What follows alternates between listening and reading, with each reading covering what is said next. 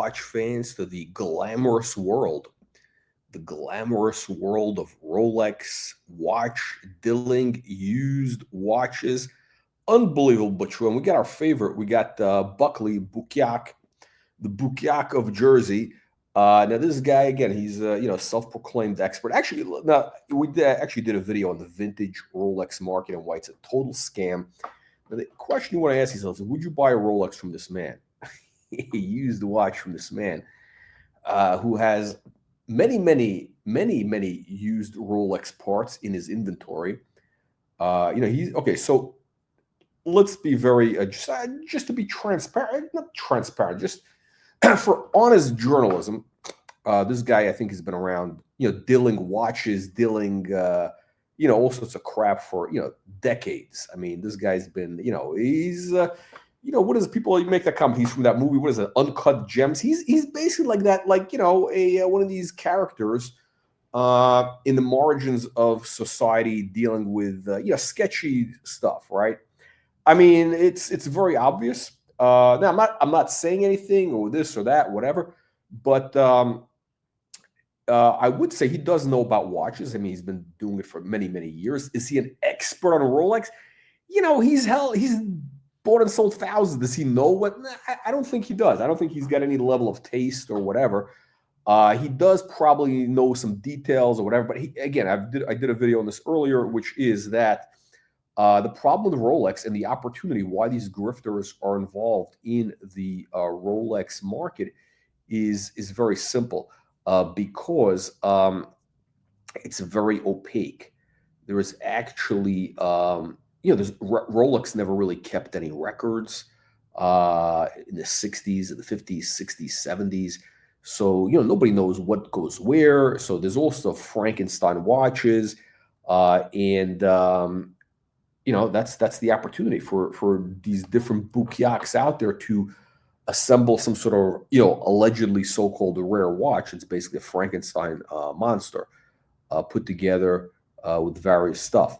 And again, with Rolex, by the way, the whole thing with Rolex, this whole tomato can thing with Rolex about, it's Submariner, it's red, the big red, it's the 5 lines, it's this, it's that. Listen, these are all basically garbage tool watches. I mean, they're just utilitarian watches, and the nuances that these wankers put out there, like, oh my God, it's worth like, 50 grand because it's got this thing in red font, or it's got the crown from this, or it's a joke. Okay, guys, when you realize this, I mean, it's a massive joke. Okay. And this is when people are going to wake up and realize that the vintage Rolex market is basically it's a massive joke. It's going to be a real disaster. It's going to be a disaster. But anyway, let's take a look at this Bukiak Buckley over here, who claims that Rolex named a dial after him, which is, let's just say fabrication. But okay. But by the way, listen to it. He's got a story here. So this gives you an idea of what this guy's all about, right? Back of their car in the wee hours of the morning. This is a class operation. Listen, we do what we have to do to buy watches, sell watches, and, luckily, I guess somebody made a comment that they're buying or selling watches out of the back of the car at 5 a.m., whatever. Maybe it's an exaggeration or whatever. But listen, these guys, it's a bunch of grifters. I mean, for the most part, I think the idea is there's a bunch of parasites out there that are preying on desperados. Okay, they're preying on people who are desperate, who need to get cash in their hands, to get their fix of heroin, of fentanyl, of whatever it is. They got to pay off gambling debts, you name it, child support, I don't know, loan sharks. And those are what's called motivated sellers. You got to have motivated sellers. You got to buy from motivated sellers if you're going to make money, with used stuff, whether you're dealing used cars, used watches, or used art. It wasn't that late. It was like maybe 7 o'clock at night. And we were outside the jiu-jitsu studio. So it was. He's doing a watch buyout in some sort of strip mall. He's meeting up with some random people outside of a strip mall in New Jersey, outside of a jiu-jitsu studio to buy Probably a stolen watch. I'm not saying it's stolen, but who knows? It was pretty safe. By the way, nobody really knows if the stuff is stolen or not. I'll give you a real idea in just a few minutes. There were some bottles and stuff. I mean, kids have partied over there, I'm sure, because there's a liquor store. When you're buying and selling watches, okay, a lot of times it is not pretty. Okay, everybody. But okay, so this is the point. It's basically, look, you make your money when you're buying stuff, and this is the reality. This is just kind of the economics of markets, used markets, let's say. Which is you need to buy from motivated sellers because you make your money on the buy, right? The margins are pretty small, right? So, the guy's buying a Rolex Submariner. There may only be a $500 profit. So they're basically looking to buy from desperados. A guy who needs to, again, he needs to buy his heroin fix the next morning. So, they'll offer him like, $1,000 for a $10,000 watch, right? They'll say to him, the guy will say, hey, I got this watch. Hey, I got this watch. I say, well, what do you need to get for it? That's the line. That's the line of the scumbag. How much do you need to get for it? What do you need to get for it? They don't sell you. They don't say, what do you need to get for it? You see, there's a subtle nuance. By the way, I've had to use that line myself. I'll tell you the story later. But yeah, it gets a little bit ugly because you're dealing with, desperados a lot of times. Thinks it's this glamorous, glorified occupation. I have a story. I'll tell you a good story. Storytelling. I was with AAK Viper, and I was buying gold at the time. I was doing. Oh shit! He's buying gold. He's buying used gold. That's the cash for gold, guys. By the way, that is the bottom of the barrel. I mean, this goes to show you, that's kind of the bottom of the barrel when you're buying used gold. Gold, the cash for gold nonsense. I mean, a lot of times, half the time, this stuff has got to be. You're dealing with desperados half the time. Like either it's stolen, it's whatever. There's issues, but nobody. It's don't ask, don't tell. I mean, it's like, but that is the sleaziest business. It's worse than used cars. Advertisements in the phone book. That's how long ago. He's running ads in the phone book. That's running ads in the yellow pages. Cash for gold, cash for gold. I mean, desperado. By the way, he's running ads in 2008 in the phone book. Who the fuck is using the phone book in 2008? I mean, that's because that only desperados, people who don't have access to the internet. I mean, who has used even the phone book? Who's even picked up a yellow pages? Oh, this was like in 2000. I mean, I know guys who were actually running ads in the yellow pages for different scams back in the 90s. But in the 2000s, early 2000s, this is like, real 2008, 2009. Nasty. By the way, that was the recession, big, the GFC. Basically a depression. They call it a recession, but it was really kind of a depression. So this guy's preying on desperados. And I would go and I would buy gold, I would buy watches, I'd buy all kinds of crap all over the place, just meeting up with people when I was buying gold. Basically, he's like a pawn shop. He's a grifter. He is a grifter. I mean, look, I shouldn't say that. Look, he's providing value in the market. People who are desperate, again, they got to pay for the heroin. They got to pay off a loan shark or, whatever it is. This is who they turn to. So the guy's providing a service. He's providing a service. I was living in New Jersey.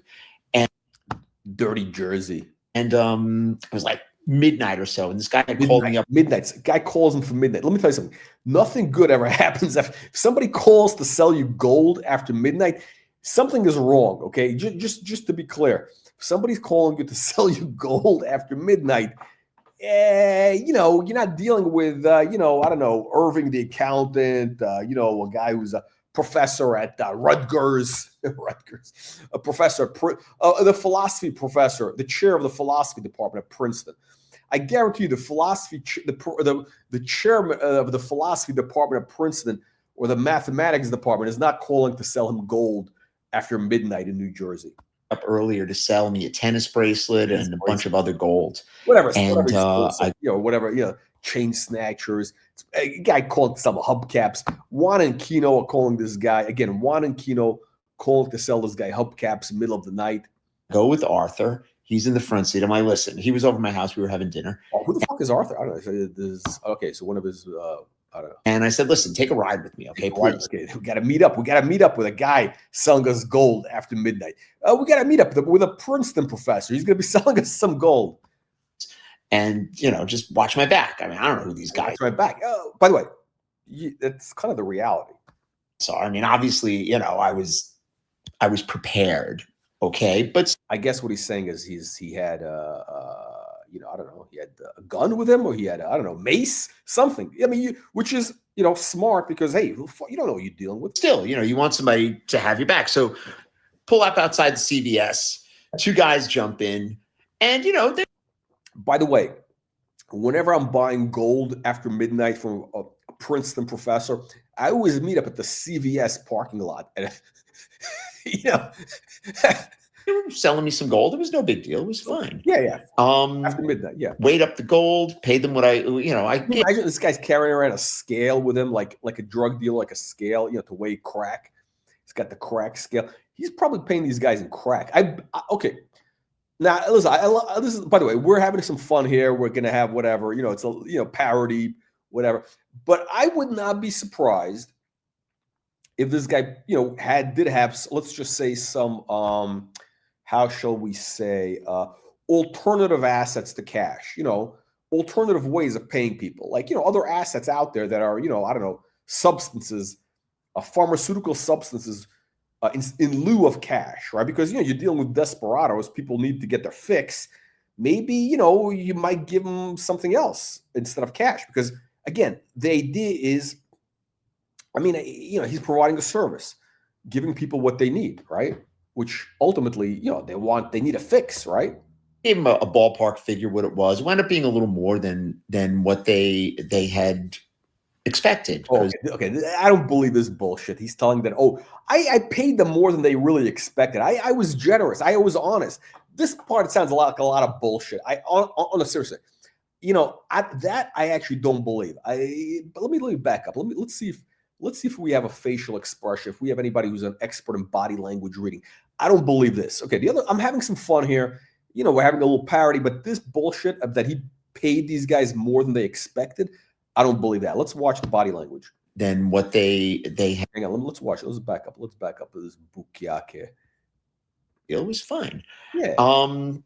Weighed up the gold, paid them what I gave him a ballpark figure what it was. It wound up being a little more than what they had expected, because the gold was a little heavier. It was correct. And something here doesn't smell right. I did this dozens of times. So the guys are getting out of the car. Okay, here comes the good part. And Arthur turns around and he's like, excuse me, guys. I think you forgot something. They probably forgot a Bible. They probably forgot the Bible. Maybe they forgot what could they have left in the car? Again, you're meeting up with this guy after midnight to sell him some gold in a parking lot of a CVS store. Again, you're a Princeton professor, a professor of the physics department at Princeton, and you're meeting this guy to sell him some gold after midnight in New Jersey, in the wilds of New Jersey, in the darks. What are you going to leave in the guy's car? I mean, a textbook, a mathematics textbook, Bible. What could you be leaving? And I look down, and there's a freaking syringe laying on my syringe. No, there's a syringe. Maybe the guy was a diabetic. The professor is probably a diabetic. I mean, listen, the guy's a diabetic. He meets him after midnight to sell him some gold. That's what happens. That is what happens in the watch market. That's right. Unbelievable, but true. Unbelievable, but true. The guy left a syringe. I mean, I'm sure it's a diabetic syringe. It's not a heroin syringe. Surely not. Or my back seat. Yeah. Needless to say, it didn't stop me from doing meetups and stuff like that. But meetups, he's meeting, there's some gay for pay meetups, meeting guys for, exchanging Rolex for, gay sex in a strip mall parking lot, drugs. Who knows? I was a little spooked by that. Spooked? No, I don't think you were spooked. And I don't get spooked easy, but that's my funny story. I got a lot of these stories. Yeah, of course. Oh, I bet. Okay. By the way, I do have to be honest. Okay. Here's the reality is, whenever you're buying used goods from people, right? I mean, it could be very high-end stuff. You're dealing Kukistan,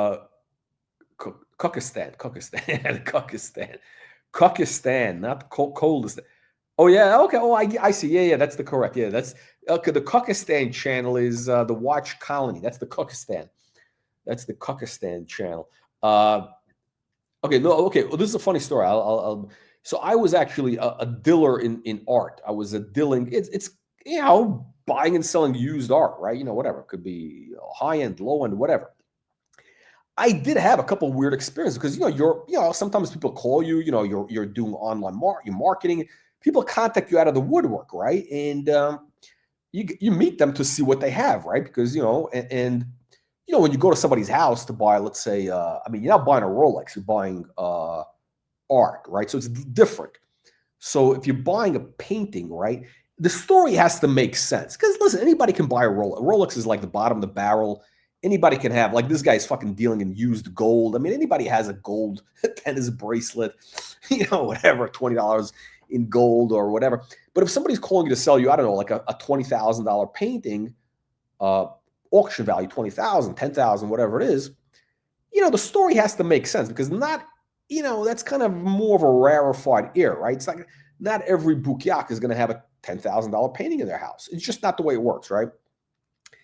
And so I had to go to people's house, and I remember one time I got to tell you two weird stories. Like this guy's got a weird story. So the only weird story I had was I remember I was in LA. The guy calls me up. He says, "Hey, I got this."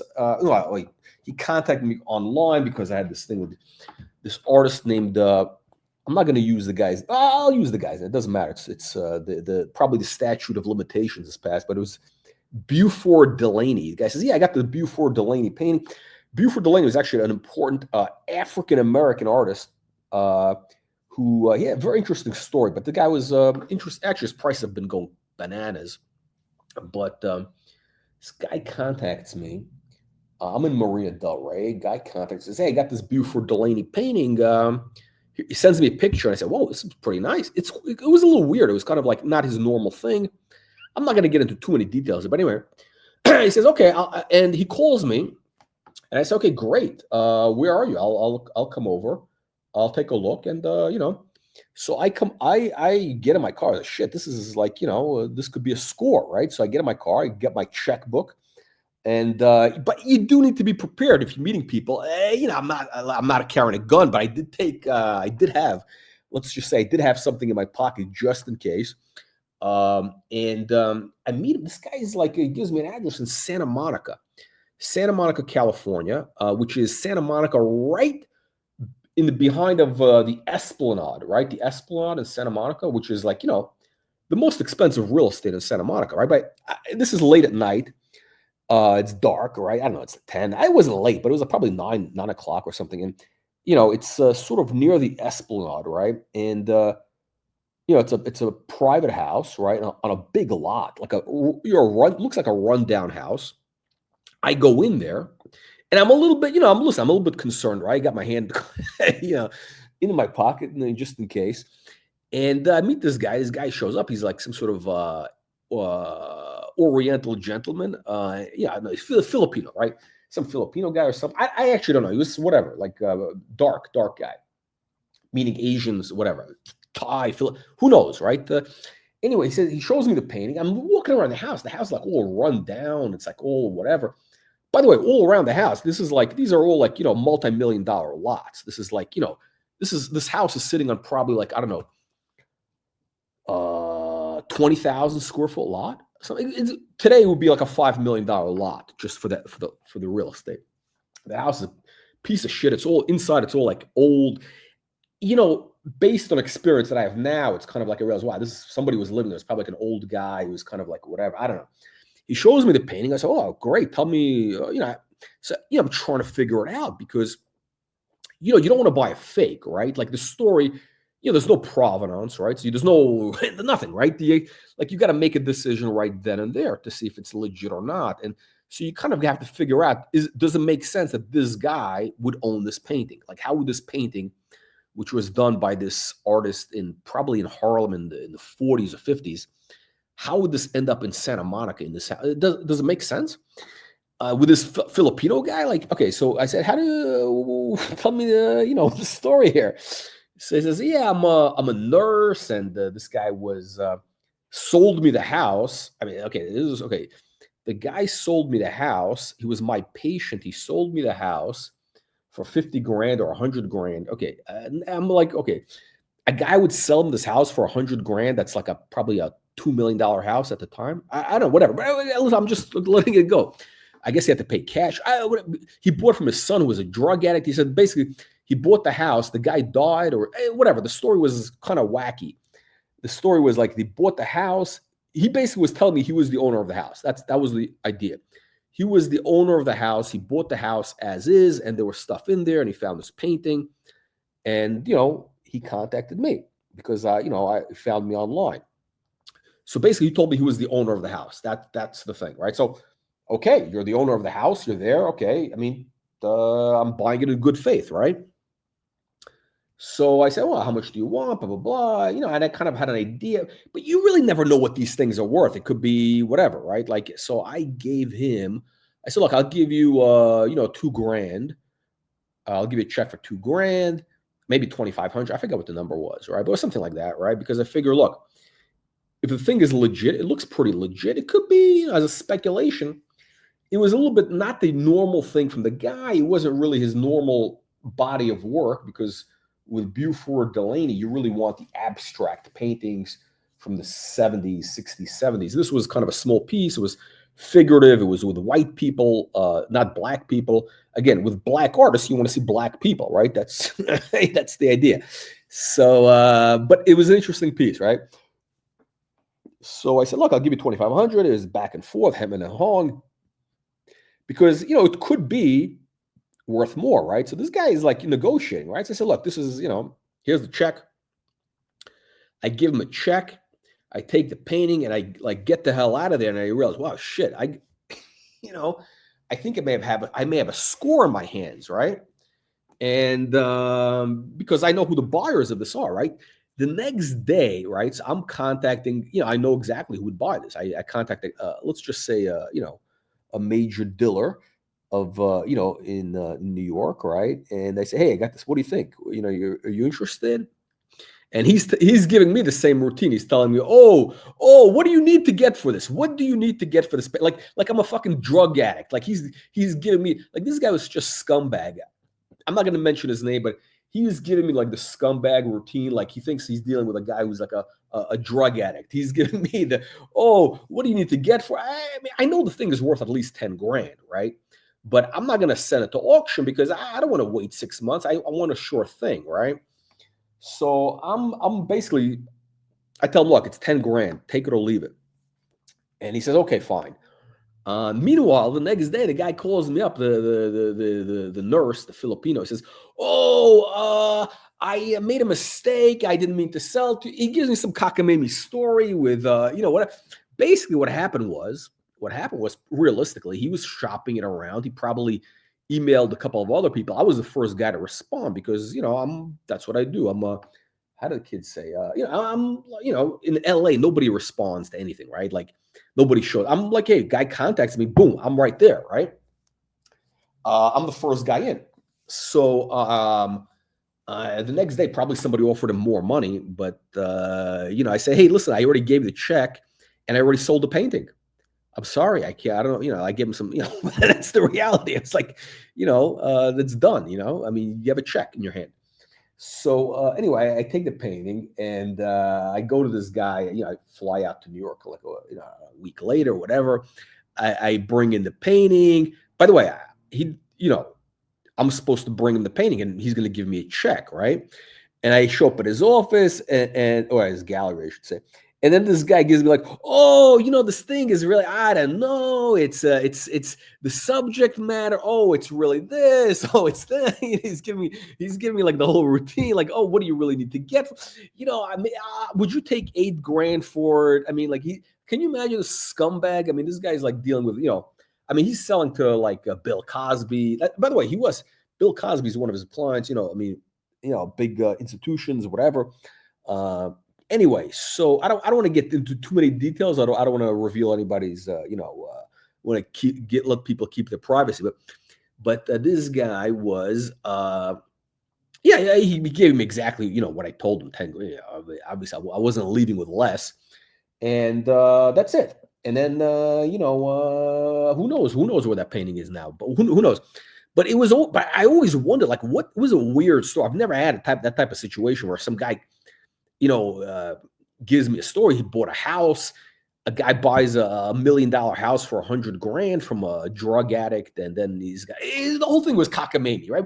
But listen, there's a lot of weird shit out there. There's a lot of weird shit. I'll give you another example. This is completely legitimate because but this lady contacts me in New York. She says, "Oh, I got this painting of this Hungarian artist. That's actually an important artist. I forgot the guy's name, but or a Fauvist Hungarian artist.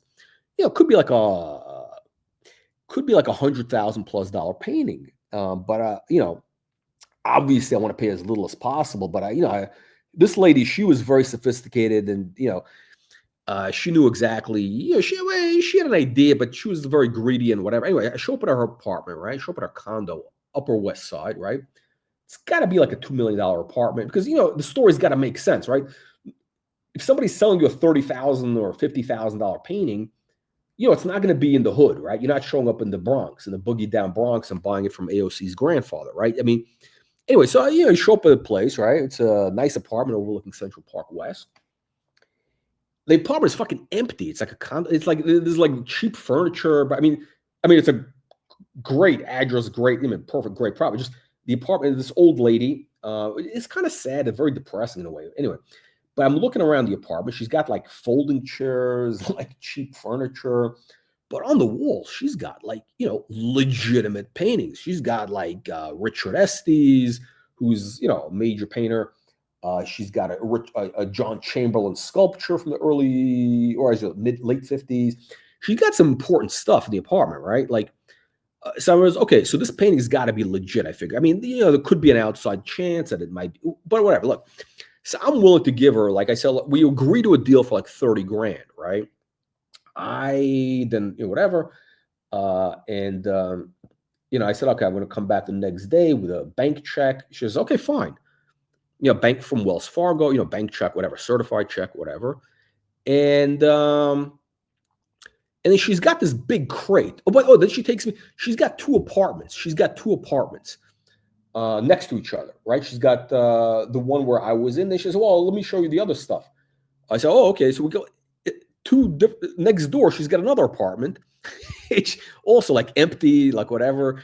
But she's got some important paintings in there. I'm like, "Oh, okay, shit. This is like, we're talking, blah blah blah." But like, it's just a circle jerk. Anyway, I figure, look, let me see if I can do a deal on this thing. Then I go back to her place. And she's got these giant wood crates in her hallway, right, leading to the bathroom. Giant wood crates, sealed crates, and they got to be like 10 feet tall, right? Not like 8 feet tall, probably 7, 8 feet tall. Big crates. The type of thing you put art in, right? So I say, hey, what's in the crate? She goes, oh, that's my Basquiat painting. Oh, I said, oh, really? And I'm like, oh, I'm intrigued. I said. I mean, she's not going to open the crate. I mean, we're not going to, but she goes, you got a picture of it? I might be interested in buying it, whatever.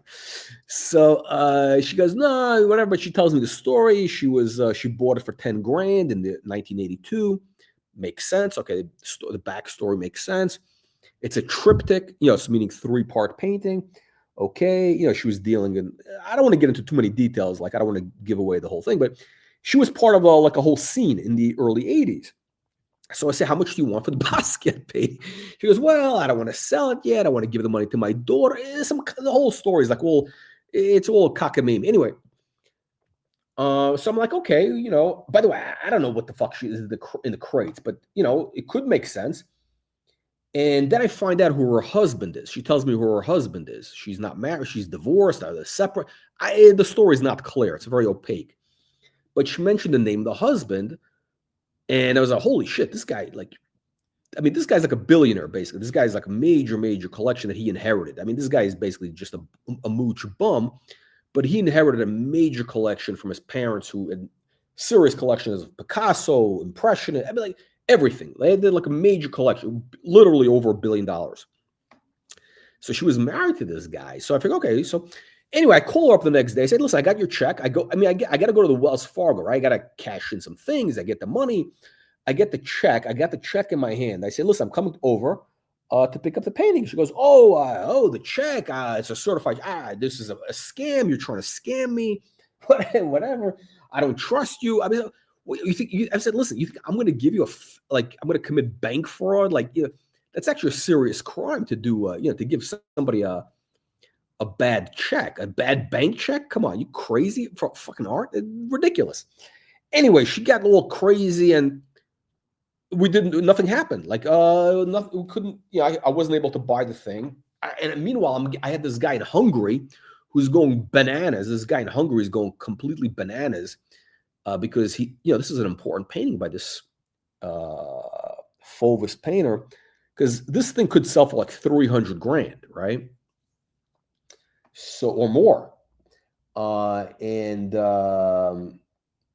And I think somebody actually showed it to him earlier. She may have shopped it to him earlier, but anyway.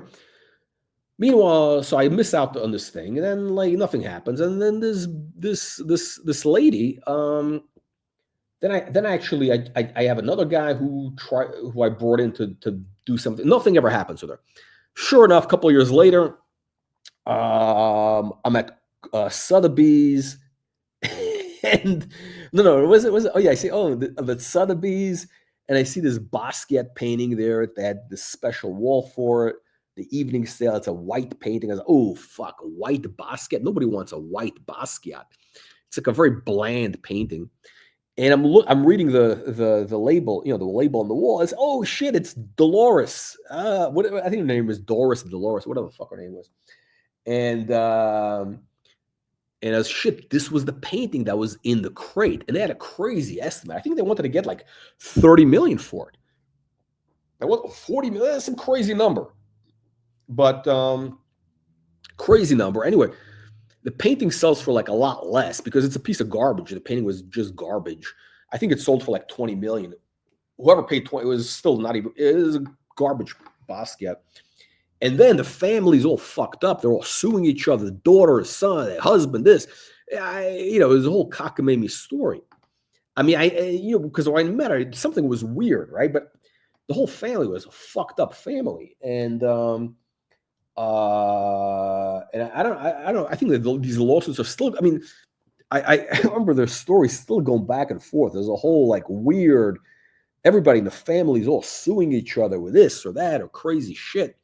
But yeah, that was the thing. So this Bukiak Buckley, yeah, that's yeah, when you're buying used stuff, you're buying a used Rolex or a used Basquiat, you're dealing with weird people a lot of times, right? Like,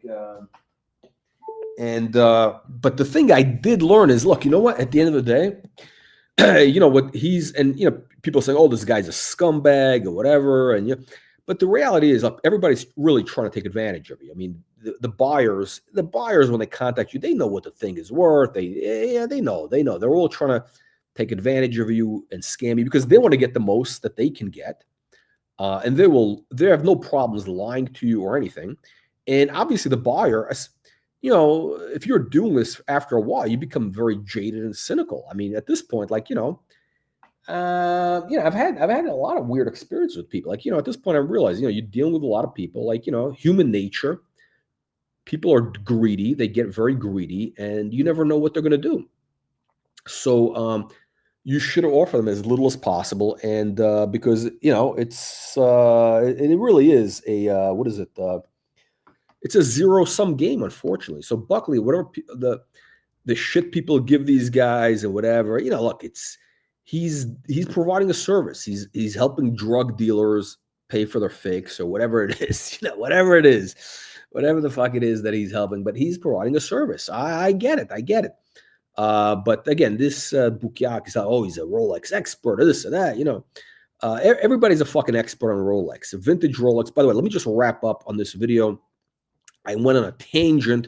We went on a tangent here, but here's the reality with Rolex, vintage Rolex. We're talking about those Submariners, Daytonas, 60s, 70s, all that garbage, GMTs. That stuff is all garbage. It's all tomato can metals. It's all Frankenstein watches for the most part. Whether it was made to look that way or whatever, this or that, it's garbage stuff, okay?